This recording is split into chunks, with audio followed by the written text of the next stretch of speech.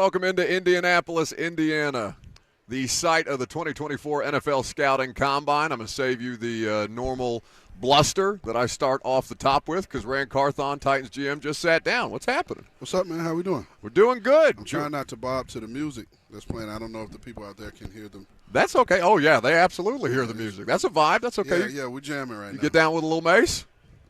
Funny story, when I was training for the Combine in 2004, I had the same trainer as Mace. You're kidding. And so he would come in the gym. You like working out together and stuff like that? Well, he would come and be in the gym. Yeah. You know what I mean? But he was a cool dude. This was when he had left hip-hop and became Pastor Mace. Yeah. So I didn't get to know this Mace. Not quite? Not quite. Anyway. Well, it's definitely an exciting time of year for you guys, as is typically the custom. How much has it changed just between, training for the Combine, being able to participate as a player yourself before the opportunity that you had in the league and what it's become now, what the league has made it now? I think, for one, these kids are more informed than we were. Oh, yeah? Back in – damn, I sound like an old head. Back in my day you got a little gray in a beard. That's all right being an old head. That's called stress. Back in my day, when you showed up here, you did as much as possible. You know what I mean? And because this was your one opportunity to be in front of all 32 teams, and you did everything because you wanted to just put your best foot forward. I know myself at that time, for whatever reason, it felt like the night before Pro Day in Gainesville, back in our day, it rained, and we didn't have an indoor facility. So you wanted to do as much as possible here just in case you were running on a wet surface or doing everything on a wet surface in Gainesville. But, this is an exciting time. These kids have put in a lot of work to get here. It was fun last night sitting in the interview room, getting to meet these kids, getting to see their personalities, getting to challenge them a little bit, see how they respond to certain things. A little high heat? Well, it wasn't really high heat, but, sometimes a guy will answer a question and you see the opportunity to take it here, and test them a little bit and kind of see where they would want to go with it. But, these kids are well-trained. But this part of the process is really fun.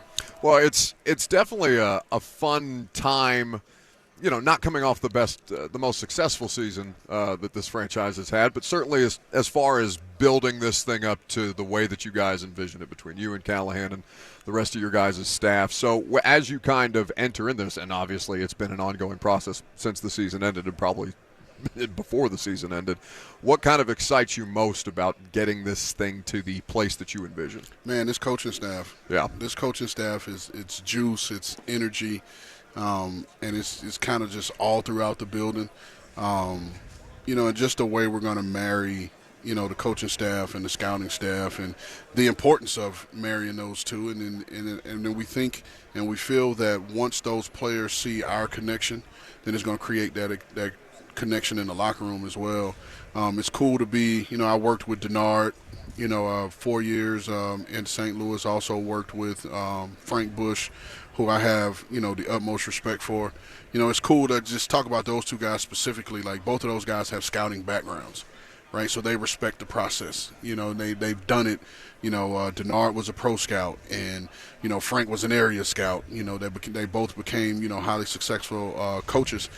And so it's they understand the process, they understand what it is, and just like I said, to be able to sit in that room last week and hear these guys talk about their positions and the level of detail and not only the level of detail, but having, hey, these are the prototypes that are playing in the NFL. These are the prototypes. But then to hear them follow up with things like, yeah, it's easy to say, like, hey, as an edge guy, we want a bunch of Myles Garretts. You know what I mean? Like, that's not realistic. But them being able to say, it'd be lovely. Oh, it would be phenomenal. You know what I mean? I just had to catch myself. I almost said something else, but it's all right. We got a dump button. Kirby cusses every once in a while. We got to play it safe. But to not only hear them say, like, hey, we would love to have these type of guys, but understand that we know God only made so many. So here's how we can supplement if we don't have. You know what I mean? So you have checks and balances. It's like I said, it's easy to go out on the road and grade these, these highly touted guys. But, hey, where are the true value guys that we can add, that we can plug and play, and we can maximize who they are? Titans General Manager Ran Carthon hanging out here with us at the Scouting Combine. So you mentioned the coaching staff and particularly particular, Denard Wilson. It was really cool to be a part of their press conferences and to hear him kind of describe your all's come up and the conversations that you would have when you were with the Rams and how that kind of started to form your relationship or form the foundation of your relationship. Yeah, man. Denard is one of the people I give credit to me getting my first job. In the National Football League, we both were finalists. We were the 2 finalists for the pro scouting job in Atlanta in 2008. And lucky for me, he had another opportunity in Chicago, and he took that opportunity over coming to Atlanta. And him leaving and taking a job in Chicago made me the only guy in Atlanta and allowed my career to get started. For you guys, cap space is obviously a big talking point. You addressed it in your podium availability. By the way, nobody's shouting over each other today. It's pretty. I was proud of pretty docile. Every once in a while, you just got to talk to us like children, and then we'll get in line. It's a process for sure. I don't know how coachable as a group we are, but we'll probably find out here in the next couple of months. Character guys. Something depends on who you ask. But when the cap number was announced, 255.4. How close to the actual figure, or how close were you guys in preparing and stuff like that to what that figure was going to be? Because it sounded like a lot of teams were caught off guard by how much it went up by $30 million. No, we were very, very close. We were very close. Myself, Vin, and Chad, A-Rob, we had the conversation probably 4 days prior. And we put our projection, and even looking at the projection we put was like, that might be a little high. Yeah.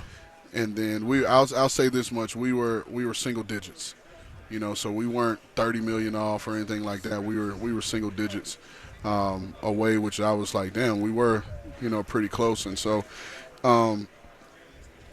it's a gift and a curse because it puts us in an even better position, but the teams that were a lot further away from us, they're now a little closer. Yeah, the marketplace is more open for So everybody. it puts them well positioned. But, like I said, we have to exercise patience, right? And I think I kind of talked about it somewhere. I can't remember.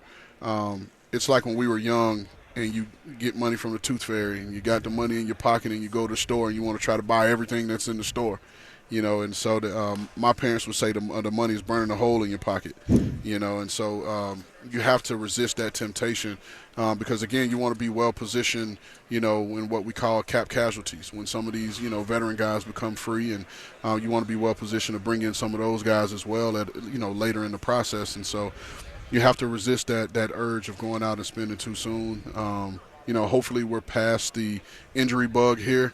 Of guys, but that kind of carries over into the season. You want to be well positioned to have operating costs in case you have to take on some of those placing guys on IR, having some of those salaries and bringing guys in. You want to be well positioned to have those things. And last year we kind of consistently were in the top 5 in available cap space, so we want to kind of be in that place forever moving forward. Now you mentioned injuries. That's something that fans are very, very sensitive to because it's been hell here for the last couple of years. Absolutely. So as you guys, I know you mentioned that you were going to address the strength and conditioning coach after you got back or hone in more on it as a staff. What I guess is the thinking moving forward, though, as to how you guys are going to handle your strength and conditioning program versus not necessarily asking you to do a comparison based on what existed there previously, but I guess what is the thought process for fans moving forward, because that's one of the biggest sticking points that it seems that they have. Yeah, so that was a talking point for us in the interview process.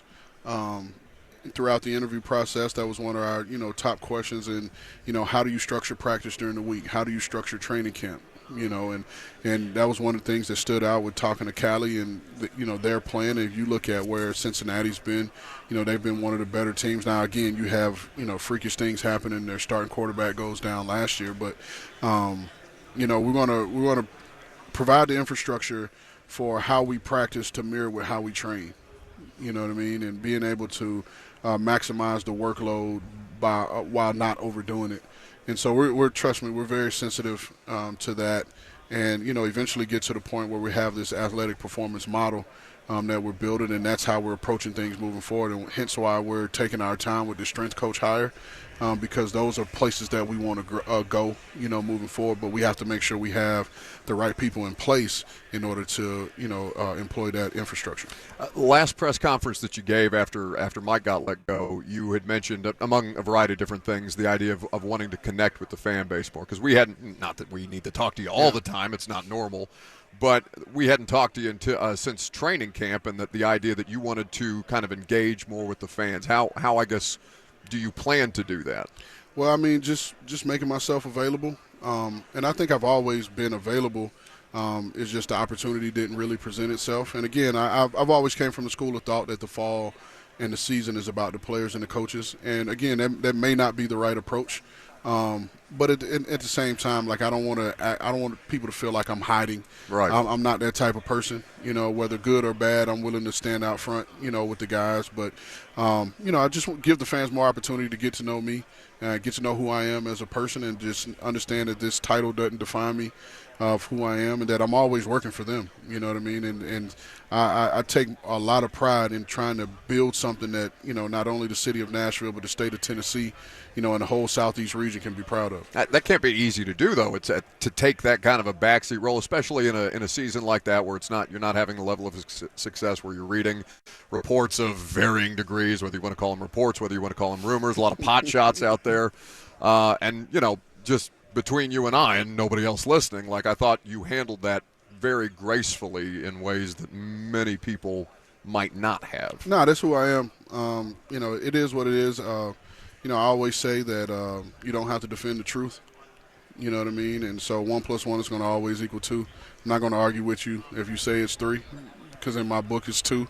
You know what I mean? So, it's I mean, I'd be remiss if I didn't say that, like, some of the stuff that I heard, does get a little irritating, especially, knowing that I don't know where it's coming from, and to me it's completely made up. However, but that's a part of it, and I know the best remedy to all that is winning football games. And so, and that's where my focus has always been. How can we get better? I remember we lost the Super Bowl in 2019, and the first thing I did was I went back to the bus. I was on the bus by myself for 2 hours before we left, and just went through my notes of how we can be better, moving forward. So instead of sitting in that moment, and sulking, it's like, all right, what's the plan? How can we be better so we don't have to feel like this moving forward? I got to let you go. Kirby's been giving me the wrap it up sign for way too long now. Yeah, but he's mad at us. Sorry, Kirby. This Eastside Golf you got on. You got to let the people know. Yeah, man. A little something. I'm trying to get into the golf game. Time won't allow me. But I have a bunch of friends around me that they typically plan my birthday trip around them being able to go play at all the major golf courses. But you don't play? I hadn't played up until that point. I did a really nice job of driving a cart and smoking cigars and having a drink. But at some point, I'm going to get out and start swinging the sticks. Well, the process of getting better doesn't start at the Combine. The Combine, obviously, a huge part of it. Rand, I know you're busy. I appreciate you always sitting down with us. Absolutely, no problem. That's Titans GM Ran Carthon. Head coach Brian Callahan. He's next.